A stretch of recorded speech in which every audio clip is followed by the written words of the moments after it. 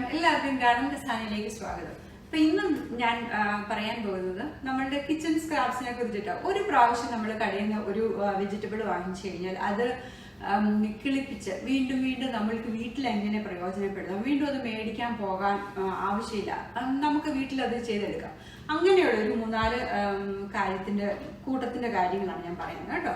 ആദ്യം തന്നെ നമ്മുടെ സ്പ്രിംഗ് ഒനിയൻ നമുക്ക് അറിയാലോ, എല്ലാ കാര്യത്തിലും നമ്മൾ ഉപയോഗിക്കാറുണ്ട്. നമ്മൾ ഗാർണിഷ് ചെയ്യാൻ, ബിരിയാണി ഒക്കെ വെക്കുമ്പോൾ ഗാർണിഷ് ചെയ്യാൻ ഉപയോഗിക്കാറുണ്ട്. മുട്ടയ്ക്കകത്തൊക്കെ നമ്മൾ ഇട്ട് കൊടുക്കാറുണ്ട് അല്ലേ. മുട്ടയ്ക്കകത്ത് പല വെജിറ്റബിൾ ഡയറ്റ് ഒക്കെ നോക്കുന്നവരാണെങ്കിൽ മുട്ടയ്ക്കകത്തൊക്കെ നമ്മൾ പല പല വെജിറ്റബിൾ ഇടുമ്പോൾ നമ്മൾ സ്പ്രിംഗ് ഒനിയൻ ഇടും.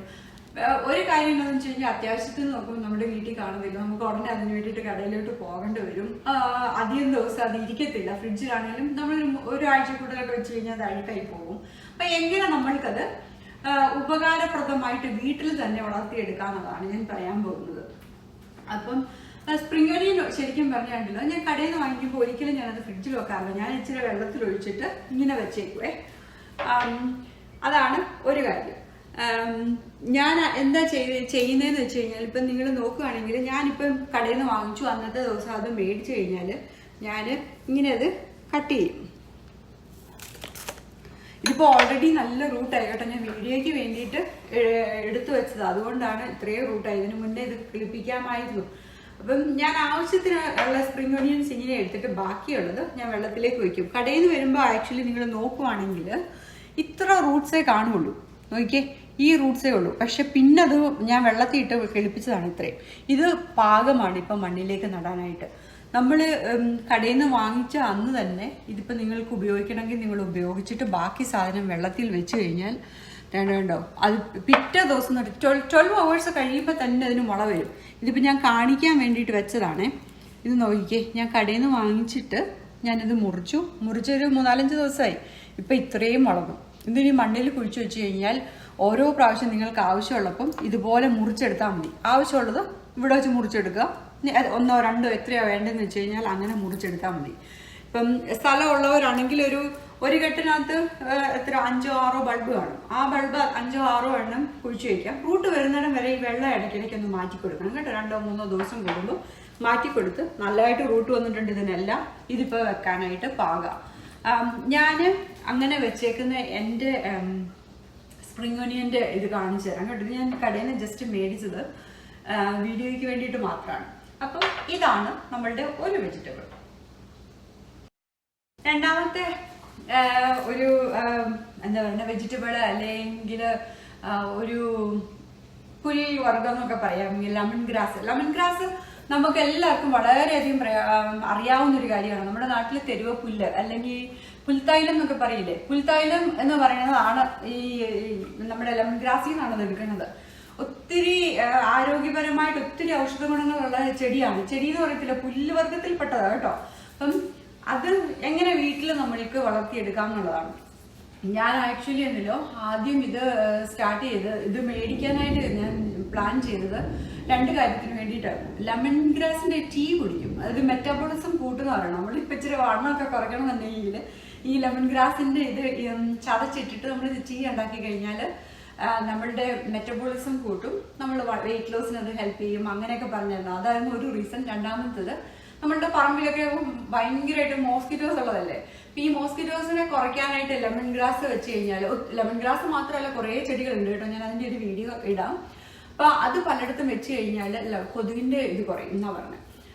പിന്നെ പട്ടി ഉണ്ടെങ്കിൽ ഫ്ലീസിനെ അകറ്റാനായിട്ട്, ഇപ്പൊ പട്ടി ഇപ്പൊ നമ്മുടെ വീട്ടിലുണ്ടെങ്കിൽ പുറകിൽ നമ്മൾ വെക്കുവാണെങ്കിൽ ഇതിന്റെ മണം കണ്ട് പട്ടിയുടെ ദേഹത്ത് ഫ്ലീസ് വരത്തില്ല. അങ്ങനെ 1-2 കാര്യത്തിന് വേണ്ടിയിട്ടാണ് ഞാൻ ആദ്യം ഇത് നട്ട് വളർത്തിയത്. ഇതും വളരെ ഈസി ആയിട്ട് നമുക്ക് വീട്ടിൽ വളർത്താം. ഇപ്പൊ നിങ്ങളിപ്പോ ഒരു കടയിൽ പോയിട്ട് ഒരു ലെമൺ ഗ്രാസിന്റെ തൈ വാങ്ങിക്കുവാണെങ്കിൽ $10-13 കൊടുക്കേണ്ടി വരും. അതും ചെറിയൊരെണ്ണം, പറഞ്ഞു മനസ്സിലായോ? പക്ഷേ എങ്കിൽ നമുക്ക് എങ്ങനെ അത് ഈസി ആയിട്ട് വീട്ടിൽ വളർത്തിയെടുക്കാമെന്ന് ഞാൻ കാണിച്ചു തരാം. ഒരു ഏഷ്യൻ മാർക്കറ്റിലോ എവിടെയെങ്കിലും നമ്മളുടെ ഒരു കടകളിൽ പോയി കഴിഞ്ഞാൽ അവിടെ ലെമൺ ഗ്രാസ് വെച്ചിട്ടുണ്ട്. ഇങ്ങനെ ഒരു ബണ്ടിൽ ഇങ്ങനെ പൊതിഞ്ഞ് വെച്ചേക്കണം കേട്ടോ.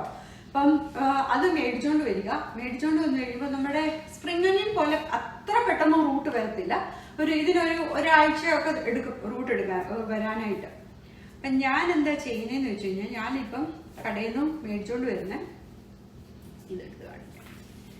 ഈ ലെമൺ ഗ്രാസ് ഞാൻ കൊണ്ടുവന്നിട്ട് ഇത് ആദ്യത്തെ 2-3 തണ്ടങ്ങ് ഒടിച്ചു കളഞ്ഞിട്ട് അത് ശരിക്കും അവിടെ നിന്ന് വരുമ്പോൾ ഉണ്ടല്ലോ ഇത് ഇച്ചിരി കട്ടിയായിട്ടായിരിക്കുന്നത്. ഇത് ഞാൻ ഒന്ന് കട്ട് ചെയ്ത് കളഞ്ഞിട്ട് ഞാൻ ഇതുപോലെ വെള്ളത്തിൽ വെക്കും. ഇപ്പം നിങ്ങൾ നോക്കുവാണെങ്കിൽ കണ്ടോ ഇതിന് റൂട്ട് വരാൻ തുടങ്ങി.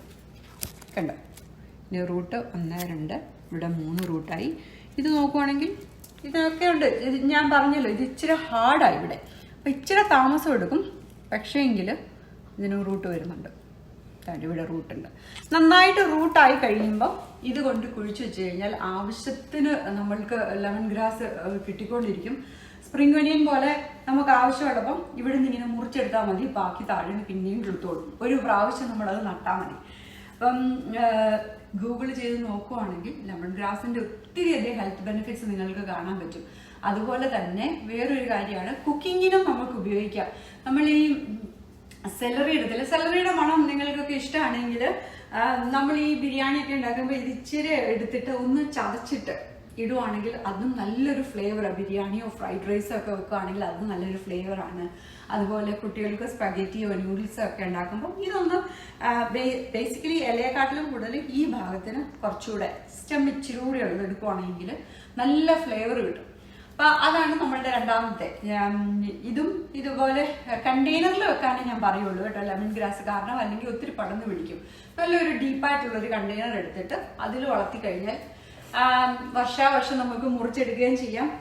ആവശ്യത്തിന് മുറിച്ചെടുക്കാം.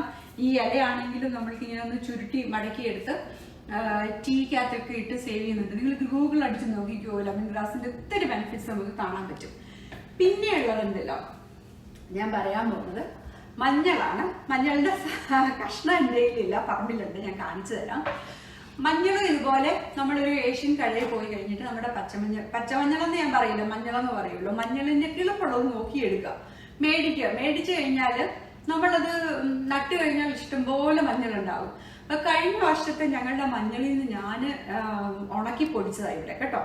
ഇതുകൊണ്ടാകുന്ന ഒരു ചെറിയ കുപ്പിയും കൂടി എനിക്ക് കിട്ടിയായിരുന്നു. അത്രയും മഞ്ഞൾ ഞാൻ പൊടിച്ചുണക്കി എടുത്തു.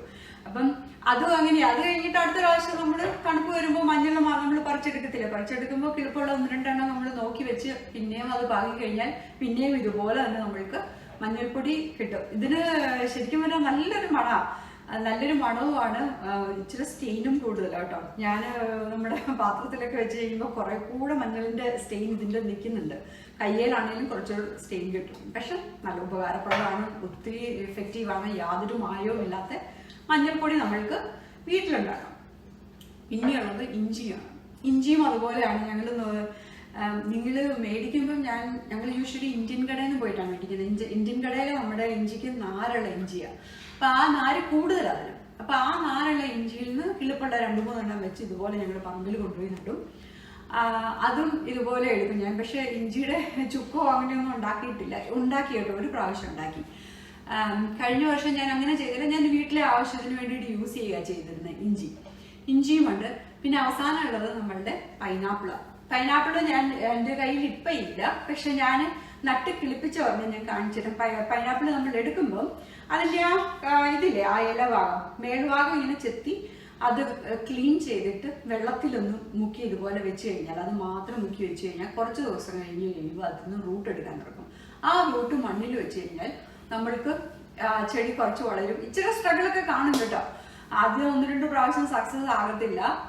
പിന്നെ അതൊക്കെ അങ്ങ് ശരിയായിക്കോളും. അതും ഒന്ന് ട്രൈ ചെയ്ത് നോക്കുക. അപ്പം ഇത്രയുമാണ് ഇന്നത്തെ നമ്മളുടെ വീഡിയോ. ഞാൻ വളർത്തുന്ന എൻ്റെ സ്പ്രിംഗ് ഓനിയനും ലെമൺ ഗ്രാസും ഒക്കെ ഞാൻ കാണിച്ചു തരാം. അപ്പം ഇതാണ് സ്പ്രിംഗ് ഓനിയൻ ഞാൻ നട്ടേക്കുന്നത്. ഇവിടെ മഴയായതുകൊണ്ട് താഴെയെല്ലാം നിങ്ങൾക്ക് വെള്ളം കാണാം. ഇത് കണ്ടോ, ഇതിങ്ങനെ ഞാൻ ആവശ്യമുള്ളപ്പം ഇവിടെ വന്ന് മുറിച്ചെടുക്കും. ആവശ്യമുള്ള തണ്ടുകൾ മുറിച്ചെടുക്കും. പിന്നെ അവിടുന്ന് തന്നെ അത് അവിടുന്ന് തന്നെ കിളുത്തു വന്നോളും. അപ്പം ഇതാണ് സ്പ്രിംഗ് ഒനിയൻ ഞാൻ ഇവിടെയാണ് നട്ടേക്കുന്നത്. അപ്പം നിങ്ങൾ ഇത് കാണുവാണെങ്കിൽ മഞ്ഞൾ ഈ പറമ്പിലും ഒത്തിരി ഇടത്ത് നിങ്ങൾക്ക് കാണാൻ പറ്റും. ഇത് കണ്ടോ, ഇവിടെ എല്ലാം മഞ്ഞളുണ്ട്. അവിടെ കാണുന്നതും ഒക്കെ മഞ്ഞളാണ്. അപ്പം മഞ്ഞൾ ഈ പറഞ്ഞ പോലെ ചിലതൊക്കെ തന്നെ കിളുത്ത് വന്നതാണേ. അപ്പം മഞ്ഞൾ അവിടെയുണ്ട്. ഇതും മഞ്ഞളാണ്. ഇനിയും ഞാൻ കാണിച്ച് നമ്മളുടെ ലെമൺ ഗ്രാസ് ഞാൻ കാണിച്ചതില്ല. ഞാൻ ആ സ്റ്റെം ഒരെണ്ണം വെച്ചതാണ്. ഒന്നല്ല 3-4 എണ്ണം വെച്ചതാണ്. ഇപ്പം ഇഷ്ടം പോലെ എനിക്കായിട്ടുണ്ട്.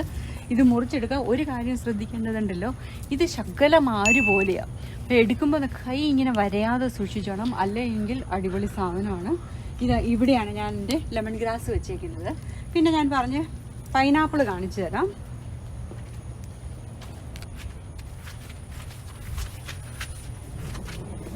ഇത് ആയിട്ടില്ല കേട്ടോ. ഇത് പല പ്രാവശ്യം എന്താ പറയുക, ഞാൻ വിചാരിച്ചത് ചത്തു പോകുമായിരിക്കും എന്നൊക്കെ വിചാരിച്ചതാണ്. പൈനാപ്പിളും അതുപോലെ തന്നെ തണ്ട് മേളിൽ നിന്ന് മുറിച്ചിട്ടിട്ട് ഉണ്ടാക്കിയതായ പൈനാപ്പിളാണ്. സോഫാർ ഇത് ഓക്കെ ആയിട്ട് വരുന്നു. അങ്ങനെ ഇനിയുമുള്ളത് നമ്മളുടെ ഇഞ്ചി കൃഷി.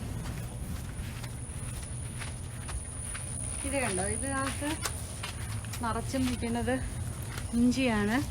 ഇഞ്ചി അവിടെ എവിടെയൊക്കെ ഉണ്ട്, ജനയുടെ ചുവട്ടിലും അവിടെ ഇവിടെയൊക്കെ ആയിട്ട് തന്നെ കുറച്ച് കിളത്തും വരുന്നുണ്ട്. ഇത് ഇഞ്ചിയാണ്. ഇതിൻ്റെ കൂടെ ഒരു ചുമല വെണ്ടയാണ് നിൽക്കുന്നത്. ഇതാണ് നമ്മളുടെ ഇഞ്ചി. അപ്പം ഇങ്ങനെയാണ് നമ്മൾ കിച്ചൺ സ്ക്രാപ്സിൽ ചെയ്യാൻ പറ്റുന്നത്. ഓക്കെയാണ്. Thank you.